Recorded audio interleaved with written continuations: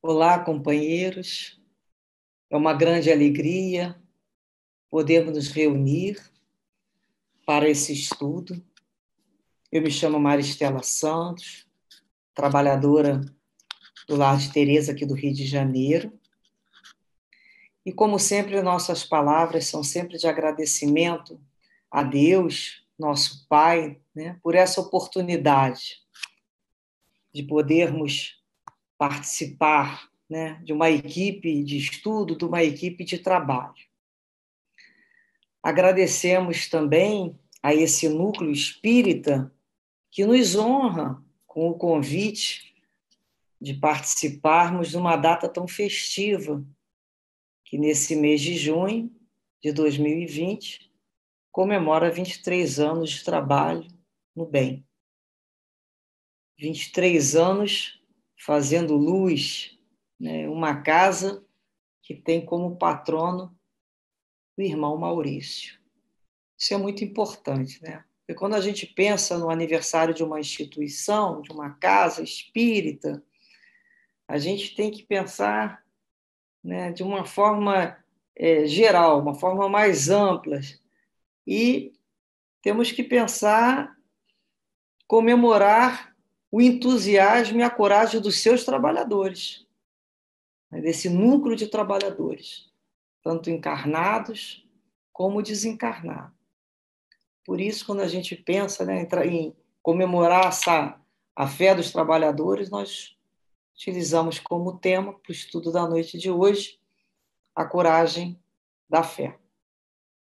Para isso, para dar início, nós vamos primeiramente ler uma página que tem como título Perseverai, que é da autoria do Espírito Bezerra de Menezes, pela psicografia de Carlos Bacelli. Dr. Bezerra diz assim: Filhos, perseverai no testemunho da fé espírita que abraçaste, ante a revivência do Evangelho do Senhor. Não recueis ante as provas que vos são necessárias ao burilamento. Sustentai a coragem na luta, conscientes de que toda conquista nos domínios do espírito reclama esforço e sacrifícios continuados. Ninguém ascende aos cimos de passo preso à retaguarda. A doutrina espírita liberta o pensamento. No entanto, aquele que procura superar o comodismo intelectual de séculos sempre encontrará oposição. É natural, pois que as trevas conspirem contra os vossos anseios de elevação. Os espíritos, quer encarnados e desencarnados, habituados à mesmice em que vivem, haverão de pelejar para vos desalentar em vossos novos propósitos na existência. Muitos vos tentarão com o imediatismo dos prazeres mundanos e com as facilidades materiais do caminho. Outros urdirão sofisma com o intento de vos afastar dos objetivos superiores que concentrastes na necessidade de renovação íntima. Sem que percais de vista a trajetória do Cristo, não olvideis que a obra da redenção humana diz respeito a cada espírito em particular. A hora do testemunho é uma hora solitária. Em torno há pulpos e injúrias, hostilidade e incompreensão. Não raro, amigos e companheiros permanecerão à distância, vos contemplando as reações. Convosco, não tereis por escora, na áspera subida, outra que não seja a cruz que vos pesa nos ombros. Quase ninguém vos verá o pranto que se vos escorre na face, confundindo-se com suor derramado no cumprimento do dever. Inevitável a sensação de extremo abandono dos homens, que vos deve induzir a bem maior confiança em Deus. Filhos, não permuteis o que é eterno pelo que é transitório. Embora sob duros reveses, insisti na prática do bem aos semelhantes e tomai a iniciativa do perdão, na certeza de que o tempo urge e que ao termo da vossa caminhada sobre a terra não tereis outro céu que não seja o da consciência tranquila. É uma mensagem de grande estímulo, doutor Bezerra, e que com ela possamos, reunidos em pensamento, pedir a Deus sempre para renovar a nossa fé, fortalecer a nossa fé, ampliar, potencializar a nossa boa vontade, a nossa resistência. Fica conosco, Senhor, em todos os momentos. Protegei nesse momento de estudo e que consigamos absorver as lições que tu nos traz através do teu evangelho de amor. Muita paz. Graças a Deus. Bem, falamos que hoje iremos estudar sobre a coragem da fé e a coragem da fé é uma das recomendações dadas por Jesus aos seus discípulos. É uma recomendação que, na realidade, é uma condição indispensável, né, àqueles que pretendem seguir o Cristo. Usaremos como base do nosso estudo o Novo Testamento e o Evangelho segundo o Espiritismo, principalmente o seu capítulo 24, que tem como título A Candeia Debaixo do Alqueire, e o subtítulo Coragem da Fé, nos itens 13 a 17. Diante dessas informações, vamos dar início a uma anotação de Mateus, no Novo Testamento. Vamos procurar, quando lemos essa passagem, vivenciar com Mateus o que ele via. Vamos tentar nos colocar juntos. E ele diz assim: e chamando os seus 12 discípulos, deu poder sobre os espíritos imundos para os expulsarem e para curarem toda enfermidade e todo mal. Mateus demonstra, né, nesse capítulo 10, na realidade, Jesus denominando, dando nome a cada um, né, dos seus discípulos e enviando esses 12 com inúmeras recomendações que aparecem nesse capítulo, que consta em todo esse capítulo 10. Muitas vezes nós vimos esse capítulo aparecer com o título Missão dos 12. Hoje, então, iremos estudar particularmente o versículo 32 e 33, em que Mateus faz a seguinte anotação de Jesus dizendo: todo aquele que me confessar e me reconhecer diante dos homens, eu também o reconhecerei e confessarei diante de meu Pai, que está nos céus. E todo aquele que me renegar diante dos homens, eu mesmo também o renegarei diante de meu Pai, que está no céu. Então, Jesus nos diz aqui sobre confessar e reconhecer a Ele diante dos homens. Ele está dando uma instrução aos seus discípulos que estavam ali ouvindo, né? Uma instrução para que eles deem um testemunho de fé diante dos homens. Como é que eles deveriam proceder diante dos homens?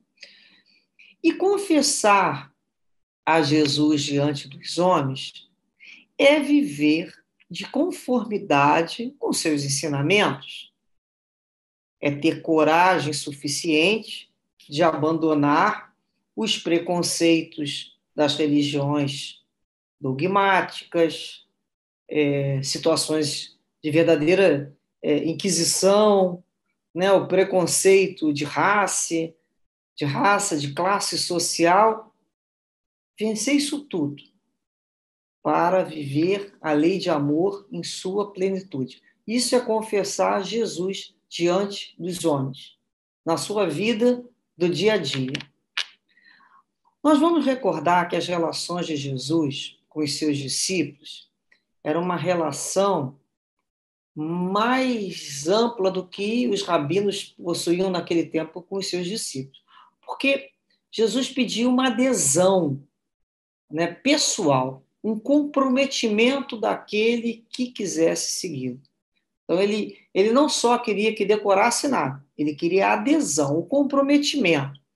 Nós sabemos que Jesus atraiu, né, multidões com os seus ensinos, com as suas curas, mas nem todos que ouviram Jesus tornaram os seus discípulos. Muitos apareceram ali como curiosos, outros foram até para se beneficiar daquele movimento de cura, de vibração que Jesus irradiava, e até se simpatizavam com as suas ideias, mas não ao ponto de se comprometer com elas.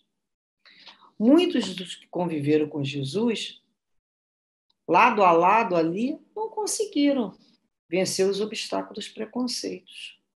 Porque o discípulo de Jesus, todo aquele que quer seguir Jesus, é necessário que ele entenda que vai fazer uma escolha de comprometimento. Primeiro, ele tem que querer. Ele quer seguir Jesus. É uma decisão, uma determinação, né, da sua vontade. Depois, ele vai ter que aprender a negar a si mesmo, a renunciar. Essa é a marca do Cristo. Depois, tomar a sua cruz, vivenciar aquilo que lhe é necessário viver para testemunhar e segui-lo. Então, até com o objetivo da gente fixar melhor esses entendimentos, nós vamos buscar alguns exemplos de alguns personagens que conhecemos no cristianismo que nos deixaram testemunhos diante do Cristo. Bem, Jesus diz que todo aquele que renegar diante dos homens, eu também o renegarei diante do meu Pai. Kardec nos explica isso, em outras palavras, justamente no capítulo da nossa lição, ele diz assim, que aqueles que tiveram medo de se confessarem discípulos da verdade não são dignos de serem admitidos no reino da verdade, porque eles perderão o benefício da sua fé, porque é uma fé egoísta, que guardam para si mesmo, que escondem com medo que ela possa lhe trazer prejuízo nesse mundo, enquanto aquele que, pondo a verdade acima dos seus interesses materiais, a proclamam abertamente, trabalhando ao mesmo tempo pelo seu futuro e pelo dos outros. Reparemos, então, a diferença. O que aquele, né, que vai poder ter direito a esse banquete coloca primeiro? Os seus interesses materiais ou o interesse futuro dele e dos outros? Kardec diz mais. Assim será com os adeptos do Espiritismo, visto que a sua doutrina é o desenvolvimento e aplicação da doutrina do Evangelho. É a eles também que se dirige as palavras do Cristo. Eles semeiam na terra o que colherão na vida espiritual. Lá colherão os frutos da sua coragem ou da sua fraqueza. Então, nesse momento de início, nós vamos trazer aqui a lembrança de Nicodemos. Nós sabemos que Nicodemos reconhecia Jesus como mestre, porque assim ele o tratou, como mestre.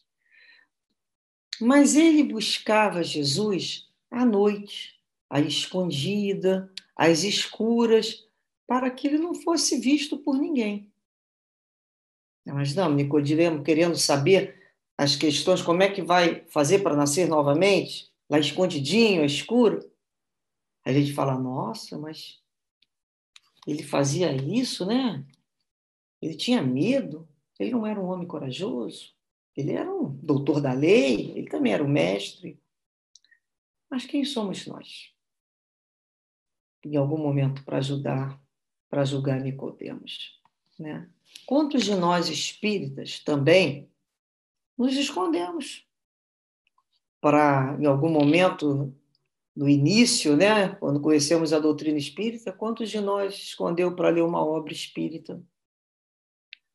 Ou fomos até escondidos a uma casa espírita? Por quê? Porque não queríamos os compromissos? ou muitas vezes receávamos, né, os preconceitos que nós iríamos sofrer. A gente pensa nisso. Hoje parece estranho, né, falar assim, pô, mas qual o problema de ser espírita? Mas a gente tem que lembrar que já foi crime ser espírita, né? Era um crime previsto lá no Código Penal, no 157, e previsto com uma pena de multa e detenção por até 6 meses. Isso lá, não, 1890, se eu não me engano. Então era crime. Olha, imaginemos isso, né? Graças à coragem da fé dos pioneiros, né, do espiritismo no Brasil, é que hoje podemos usufruir dessa liberdade fundamental em nossa vida. Temos aí a Constituição Federal, no seu artigo 5º, né, nos estipulando a liberdade, né, como inviolável. Essa nossa liberdade é inviolável, de consciência, de crença, assegurando o exercício dos cultos religiosos, garantindo a forma de lei e a proteção aos locais de culto de suas liturgias. Quer dizer, a gente fica pensando assim, precisou ter uma lei para que hoje a gente pudesse estar aqui, mas porque outros foram e resistiram bravamente, escondidos. E em muitos outros lugares, nós sabemos que, apesar da garantia legal, mesmo dentro do Brasil, nós sabemos que em alguns lugares, que dizer até algumas casas, alguns lares, as pessoas são intimidadas. E aquela pessoa que ainda não tem aquela fé ainda firme, tem aquela fé ainda vacilante. O que eles acontecem? Intimidados, eles acabam não suportando as sanções, né? Pode não ter a questão do impedimento legal, mas vai ter a sanção social, que muitos sofrem até hoje. E cabe aos mais fortalecidos exemplificarem a sua fé. Esse é o momento da gente exemplificar a fé do espírita.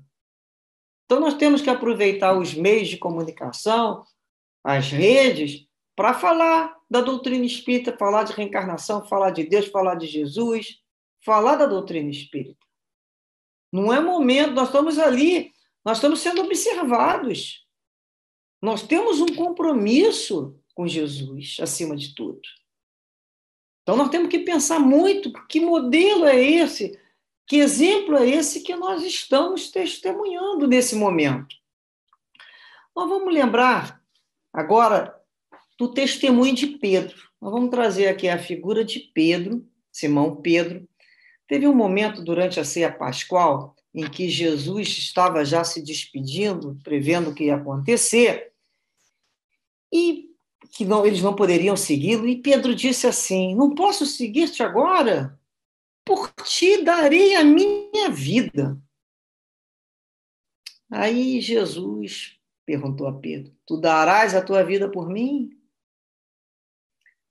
Na verdade, eu te digo que cantará o galo, que não cantará o galo enquanto não tiveres me negado 3 vezes. Na hora que ele falou que daria vida, Jesus falou isso. E a gente fica pensando, quem pode criticar Pedro? Nós também muitas vezes não somos exagerados assim? A gente não mede a nossa capacidade de resistência e falamos, né? Vamos fazer assim, vamos fazer assado, eu vou fazer isso aqui mais um pouco, me dá isso aqui também. Acabamos carregando uma série de compromissos exagerados porque não medimos a nossa capacidade de resistência, não é mesmo? Não percebemos, muitas vezes, que nós não tínhamos o lastro suficiente para uma determinada empreitada. Então, os discípulos de Jesus, nós temos que lembrar que eles foram homens com qualidades necessárias, do amor ao mestre, a boa vontade de cada dia, mas eles não eram santos nem anjos, não. Como toda criatura humana, eles possuíam as suas fraquezas e fragilidades. como nós.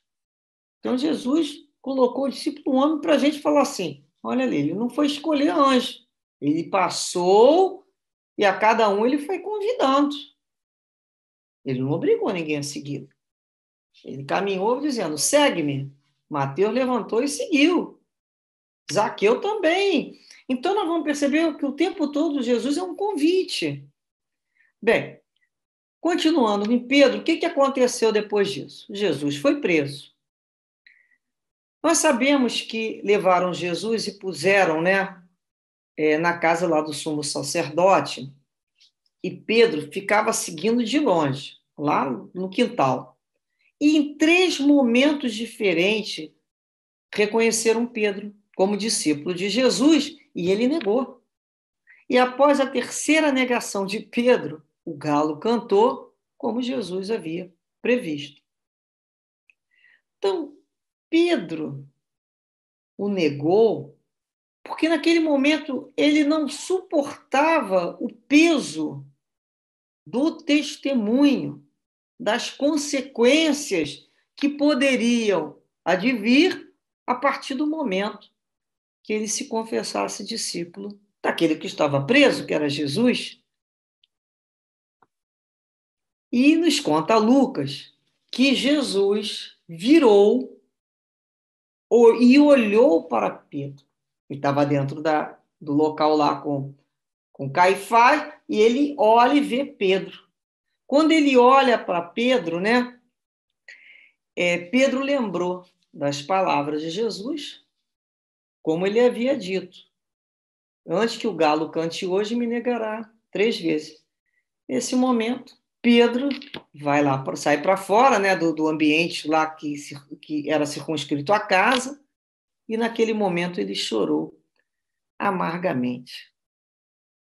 Realmente, né, Pedro chorou amargamente essa atitude que ele teve. Logo ele, que falou que daria a sua vida, não foi capaz de dar o seu próprio nome quando perguntaram.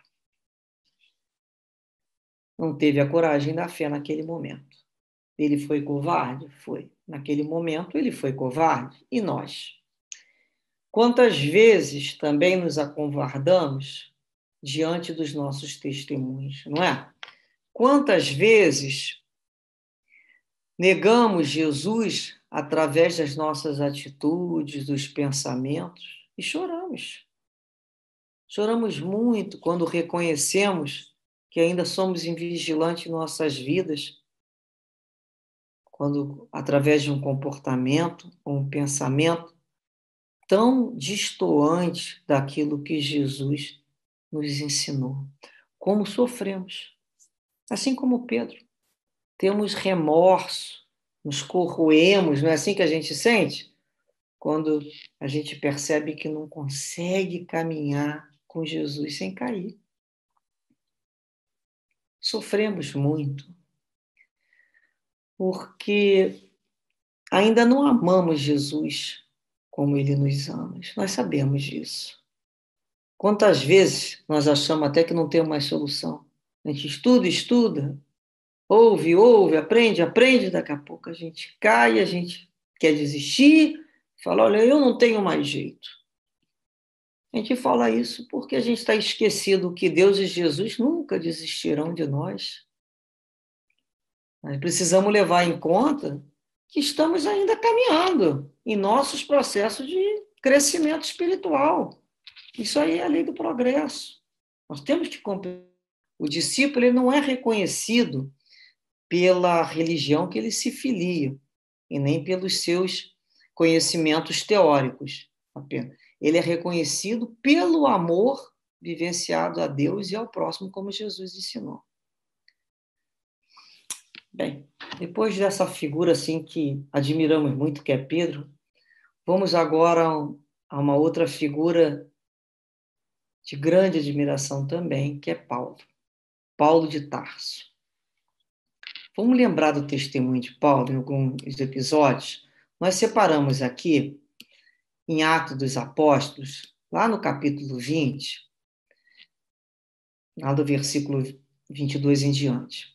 Ele diz assim: Agora eis que, constrangido no meu espírito, vou a Jerusalém, não sabendo o que ali me acontecerá, senão que o Espírito Santo me testifica de cidade em cidade que me esperam, cadeias e tribulações.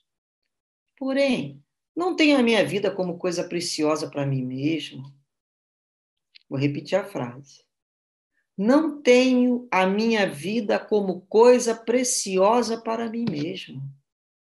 Contanto que complete a minha carreira e ministério recebido do Senhor Jesus para dar testemunho do Evangelho, da graça de Deus.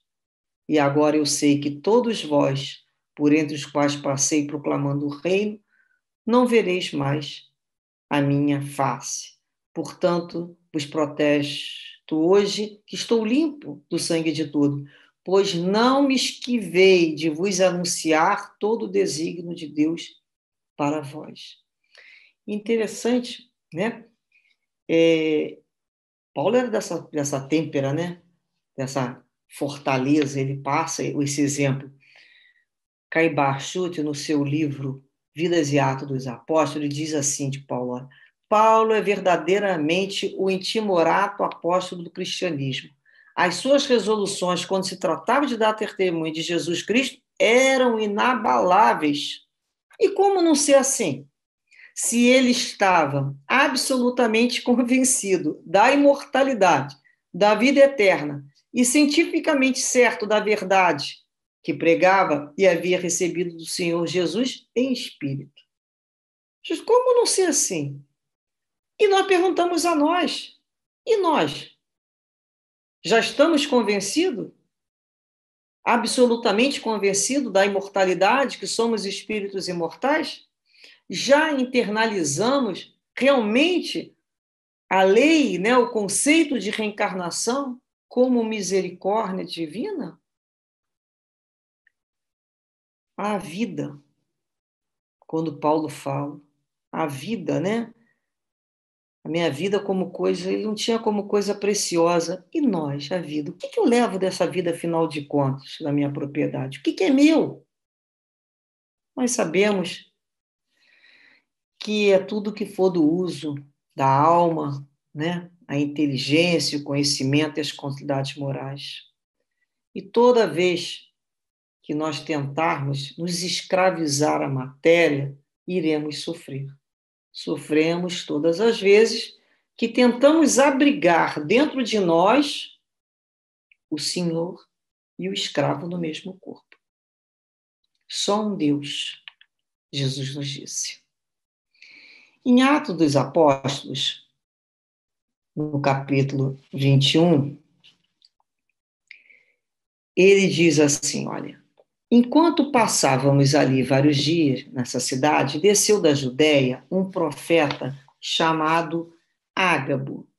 Vindo ter conosco, ele tomou o cinto de Paulo e amarrando-se de pés e mãos. Então, Ágabo fez isso, profeta. E assim ele declarou: isto diz o Espírito Santo. O homem a quem pertence esse cinto. Só um instante. O homem a quem pertence esse cinto. Desculpem. Assim o prenderão em Jerusalém os judeus e o entregarão nas mãos dos gentios. Quando os apóstolos ouviram isso, creram logo na mensagem premonitória e insistiram com Paulo para que não subisse a Jerusalém. Mas Paulo, cheio de coragem, de fé e de resignação, respondeu: que estás fazendo chorando e afligindo meu coração? Pois eu estou pronto não somente a ser preso, mas até para morrer em Jerusalém pelo nome do Senhor Jesus. Não podendo os discípulos persuadi-lo, desistiram e disseram: seja feita a vontade do Senhor. Interessante quando Paulo fala, né? Que estás fazendo, chorando e afligindo o meu coração? Porque eles não queriam que Paulo fosse. E começaram a chorar.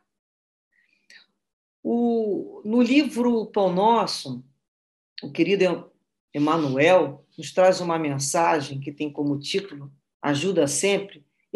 Eu destaco um pequeno trecho que ele diz assim: os companheiros que o seguiam estavam sinceramente dispostos ao sacrifício. Entretanto, não sabiam manifestar os sentimentos da alma fiel. É que o pranto ou a lamentação jamais ajudam num instante de testemunho difícil. Quem chora ao lado de um amigo em posição perigosa desorganiza-lhe a resistência. Olha que instrução que Emmanuel nos traz, né? Como é importante nós nos mantermos ali amigos e fiéis, mas sem desespero, para nos organizar a mente do outro. Senão a gente leva o outro a perder aquele início, né, da coragem que começa a se instalar dentro de si.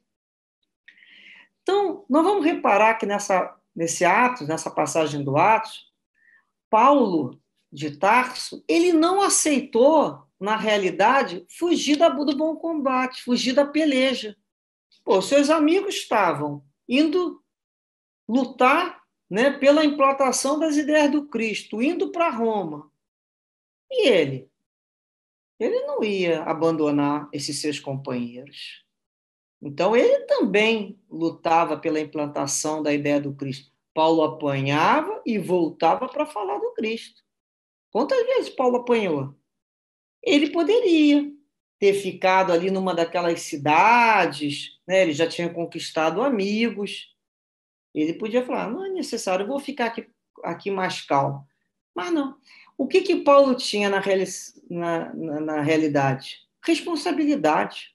Ele tinha consciência do compromisso que ele assumiu com Jesus e com os seus irmãos de fé. Ele tinha assumido um compromisso. Ele era o vaso escolhido e estava pronto.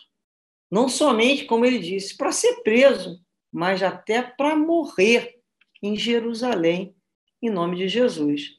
Então, Paulo é o exemplo dessa vigilância constante, né? É aquele que consegue discernir o que realmente importa, discernir que nada é para sempre.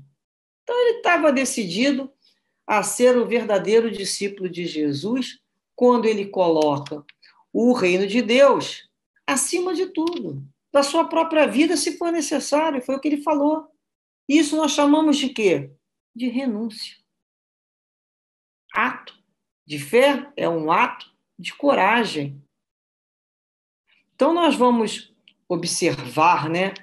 É interessante essa questão de Paulo, que lá da covardia e da impulsividade de um Saulo de Tarso, né? Quando ele se converte no seu caminho de Damasco, naquela passagem luminosa com Jesus, nós vamos encontrar a coragem e a resignação de Paulo em sua vida, né? Na vida de Paulo não tem neutralidade. A gente vai reparar isso. Ou ele perseguia ou ele era perseguido. Então, como Saulo, ele era o perseguidor. Paulo, ele era o perseguido. Um, ele era o algoz, o outro, ele era a vítima. Então, não tem neutralidade.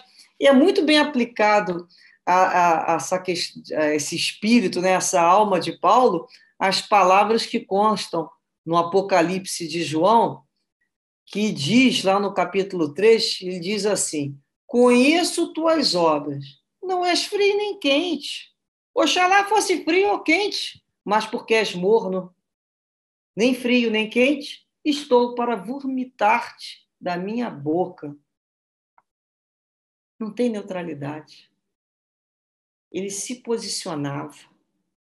Ele foi capaz, sim, de perseguir, de condenar e de levar à morte. Mas foi capaz também das maiores virtudes. Então, às vezes, a alma morna é aquela que não faz muita coisa assim contrária, mas é incapaz de um ato de abnegação também. Não é capaz de ter aquele fogo, aquele entusiasmo. São aqueles espíritos que a gente chama morno. Por isso que lá no Apocalipse João fala, né? Porque é morno, nem frio nem quente, vomito da minha boca, porque não tem ali o quê?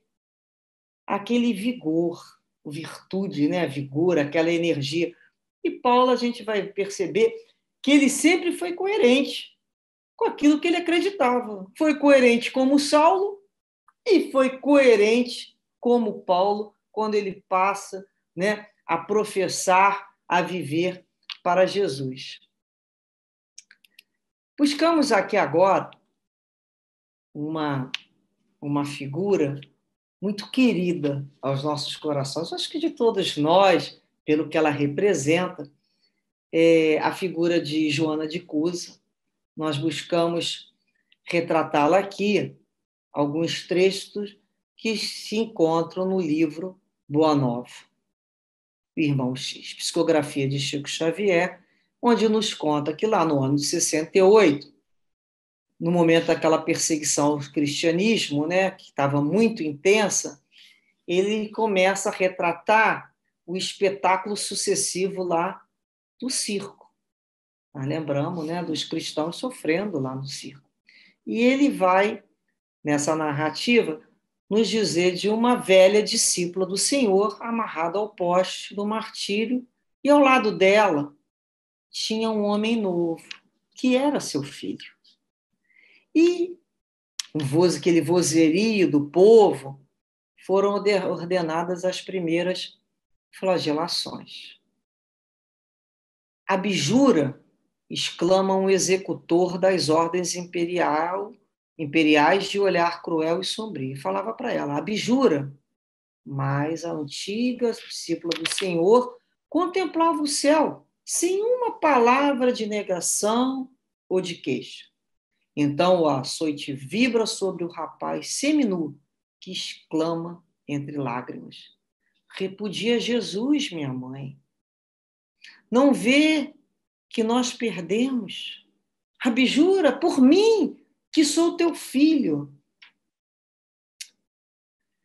Pela primeira vez, dos olhos da Marte, corre a fonte abundante das lágrimas. As rogativas do filho são espadas de angústias que lhe retalham o coração. Imaginemos um filho pedindo. E ele continuava: abjura, abjura. Joana ouve aqueles gritos e começa a recordar da sua existência inteira, lembra do lar risonho, das horas boas, das horas ruins, dos seus momentos da casa, as emoções maternais, os fracassos do esposo, a sua desesperação.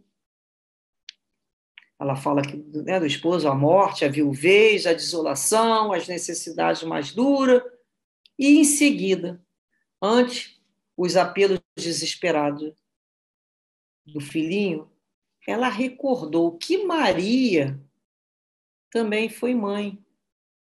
E vendo Jesus crucificado no madeiro da infâmia, soube conformar-se com os desígnios divinos. Então, se Maria, né, ela pensou, se Maria conseguiu, então ela coloca aquilo para ela mesma. Então, acima de todas as recordações, como a alegria suprema de sua vida, pareceu-lhe ouvir ainda o mestre em casa de Pedro lhe dizer: vai, filha, ser fiel. Era o momento que ela estava convocando dentro dela a fidelidade. Então, diz aqui no Irmão X que ela, possuída de uma força sobre-humana, a coragem, né? A viúva de Cusa contemplou a primeira vítima ensanguentada e, fixando no jovem um olhar profundo e inexprimível na sua dor e na sua ternura, exclamou firmemente: cala-te, meu filho. Jesus era puro e não desdenhou o sacrifício. Saibamos sofrer na hora dolorosa, porque acima de todas as felicidades transitórias do mundo, é preciso ser fiel a Deus. Então, Joana de Cusa é realmente uma verdadeira discípula de Jesus, porque ela sabia viver e entender, compreender que o tema principal, central da vida é ser fiel a Deus. Isso aí era o ponto né, do qual todo o restante iria se estruturar. Então, ela é quando a gente busca quais são os princípios, quais são as nossas premissas, qual é o ponto básico? Fidelidade a Deus. Esse é o tema central. Amar a Deus, ser fiel a Deus. Isso é o tema central. Para que todo o restante venha se organizando. E, nesse momento, chegou um verdugo perto de Joana e fala para ela assim: o teu Cristo soube apenas ensinar-te a morrer? E a velha discípula, concentrando a sua capacidade de resistência, teve ainda força para murmurar: não apenas morrer, mas também a vos amar. Nesse instante, sentiu a mão consoladora do mestre, que lhe tocava suavemente os ombros, e lhe escutou a voz carinhosa e inesquecível: Joana, tem bom ânimo, eu estou aqui. Após o relato dessa linda história, nós podemos perguntar: que fé é essa? Não só a morte dela, mas como a do filho que estava na mão dela. Que fé é essa? E nós vamos encontrar, né? Pelo menos encontrei uma mensagem aqui de José, o Espírito, lá no item 11 do capítulo 19, sobre a fé, que nos diz assim: seja mais forte a vossa fé do que os sofismas e as zombarias dos incrédulos, visto que a fé que não afronta o ridículo dos homens não é fé verdadeira.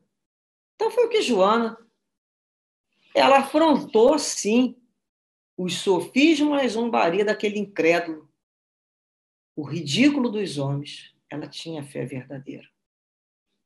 E nós precisamos também aprender a morrer, para morrer bem. Né? Quando a gente pergunta assim, sem os nossos, né, desatando os nossos liames, isso que tudo que nos prende é matéria, que nos acorrenta. Sabemos muito bem que todos estamos aqui de passagem, que iremos retornar para o nosso verdadeiro lar, que é a vida espiritual, após essa experiência rápida aqui no corpo de carne. Mas sabemos também que, para morrermos bem, é necessário vivermos bem, vivermos o bem. Isso a gente tem que entender, dessa necessidade. Nós temos que aprender cada vez mais esse entendimento do desencarne, sem o apego, porque senão a gente vai ser aqueles espíritos que não conseguem, né? Morrem, mas não desencarnam, não saem daquela situação, porque estão presos a situações que a gente mesmo cria para se prender. O que é meu? O que eu posso levar daqui? Só aquilo que é do interesse do meu espírito imortal. O restante, tudo aqui, foi só para usufruir, fui depositária e vou ter que prestar conta de tudo. Não é assim que nós temos que pensar? Bem, nós poderíamos citar uma multidão de outros bons exemplos de homens e mulheres que souberam, né, tão bem testemunhar a fé em Deus e em Jesus diante dos homens, já que eles viveram de acordo com os seus ensinamentos, com a lei de amor. Mas não iremos fazer isso.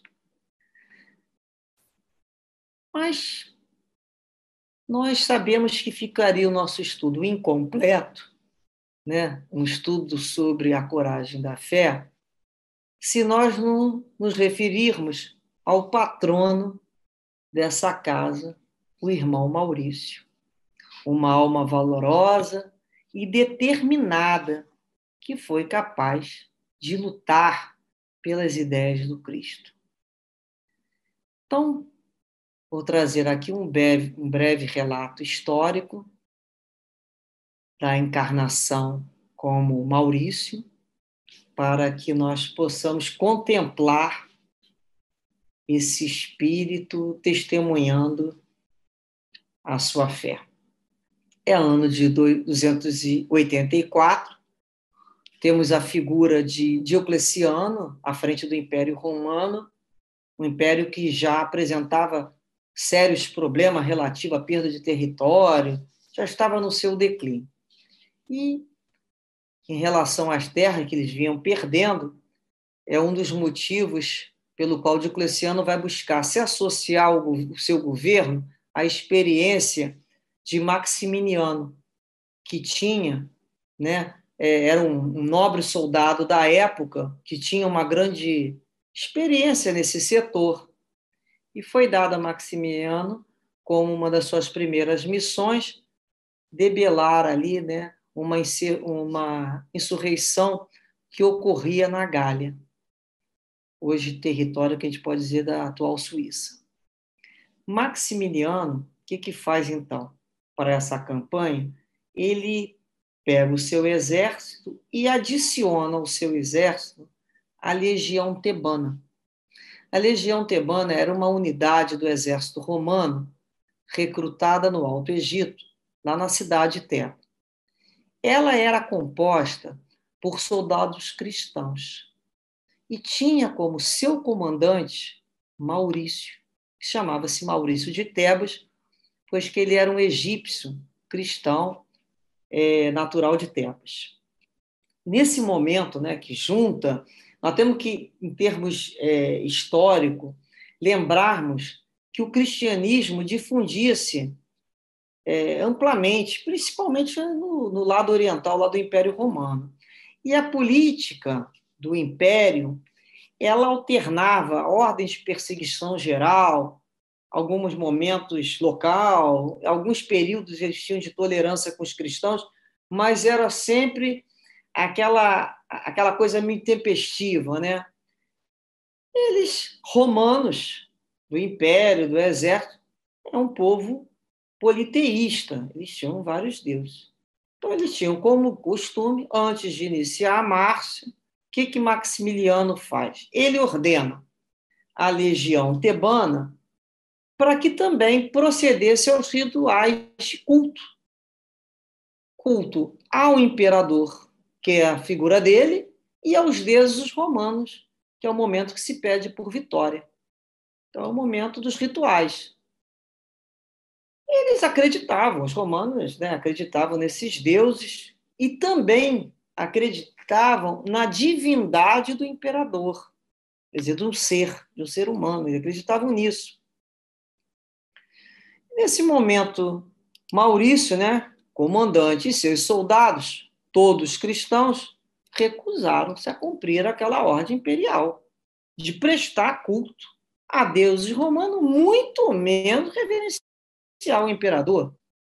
E aí, ser humano, né, a vaidade fala mais alto. Maximiliano, contrariado numa determinação, como ele se colocava daquela maneira, determinou uma primeira dizimação, né, de um soldado em cada grupo de 10. Então, pegavam 10 soldados, né, e sacrificavam um. E os sobreviventes continuaram recusando. Não tinham medo. Recusando aderir àquelas ordens, e o processo foi repetido outras vezes, até que nenhum mais legionário prestasse. A legião tebana ela foi inteiramente executada. Esse fato é registrado lá em 286 depois de Cristo.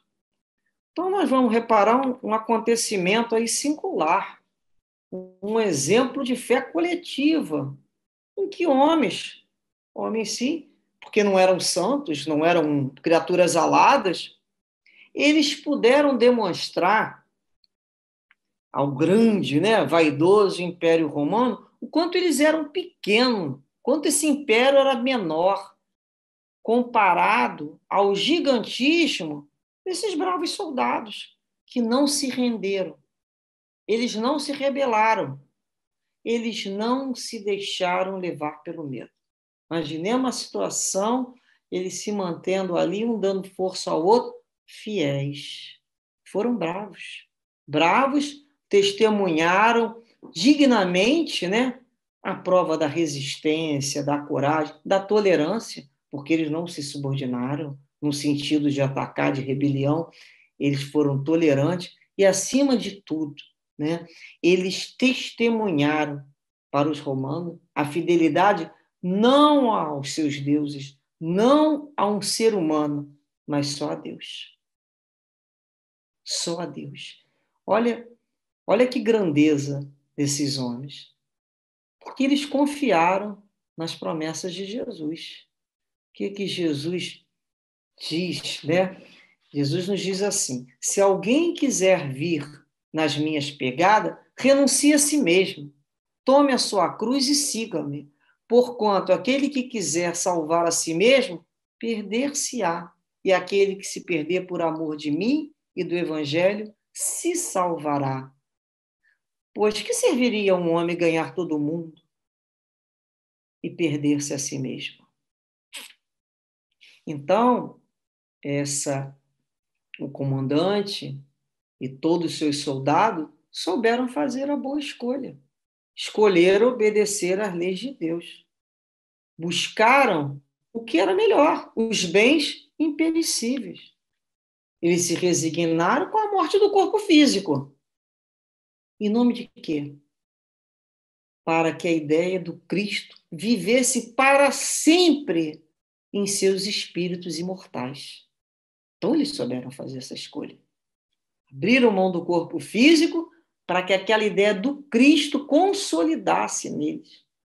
Porque, na realidade, são espíritos imortais. Todos nós. Então, eles conseguiram ter essa percepção grandiosa, porque não é para qualquer um.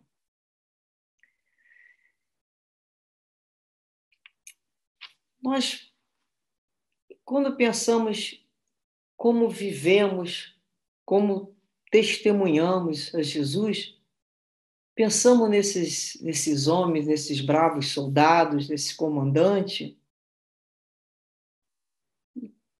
Tanto tempo depois, ainda nos sentimos tão acovardados, muitas vezes, diante de situações tão corriqueiras do mundo.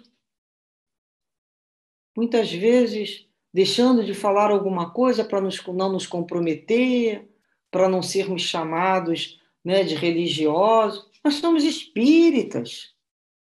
Nós precisamos dizer: somos espíritas, somos do Cristo, somos de Deus. Nós temos que falar sempre de Jesus. Nós precisamos falar muito de Deus. Nós precisamos falar da reencarnação. Nós precisamos oferecer ao companheiro que caminha o consolo que é Jesus. Nós precisamos dividir esse nosso conhecimento e não ser avarentos na nossa fé, termos medo de nos expor, de afrontar o outro, reconhecer a nossa fé, afrontar alguém, de maneira nenhuma. Isso feito, não é uma luta religiosa que aqui falamos, mas é nós já termos condições de avaliarmos a nossa fé. E precisamos de coragem de ir para a fé mesmo, né? A gente, na casa espírita, a gente se propõe a socorrer através das obras de caridade. Quantas pessoas contando com recursos que sabemos que irá chegar, a gente não sabe muitas vezes de onde. Damos o passe, oferecemos, né, ali ajuda por uma dor, sem sermos médicos, sem sermos psiquiatra, psicólogo, nos colocamos para ouvir e falamos e repetimos aquilo que Jesus nos disse e que tanto nos consola a alma. Jesus é o verdadeiro consolador. A doutrina espírita é consoladora. Nós somos aqueles pelo qual falamos em nome dele. Por isso temos que ter essa dignidade. Então, somos corajosos quando nos colocamos, né, para falar com companheiros tão conscientes, mas para relembrarmos os nossos papéis. Então, percebemos que o espírito ele tem que ser corajoso mesmo, né? Nesse momento, ao encerrarmos aqui esse nosso estudo, saudamos então mais uma vez esse espírito que respeitosamente chamamos, né?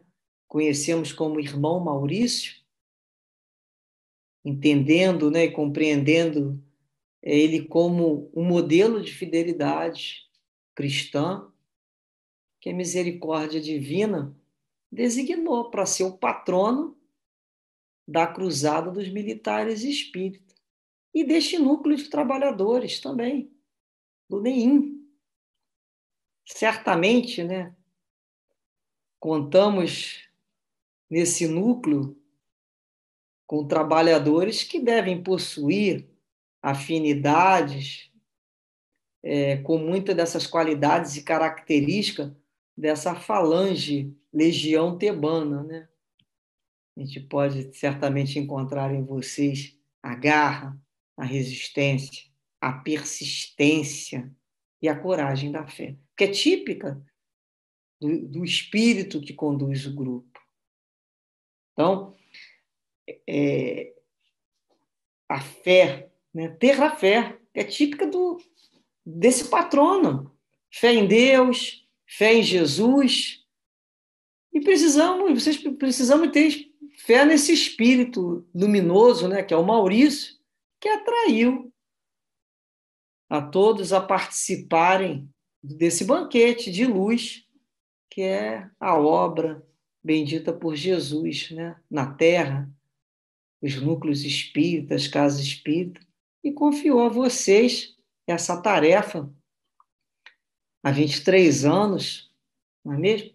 Mas são 23 anos de tarefa, com certeza com muito apoio, com muito incentivo do irmão Maurício e de toda a sua falange, para vocês prosseguirem confiantes sempre, testemunhando a verdade de Deus, que o medo não existe.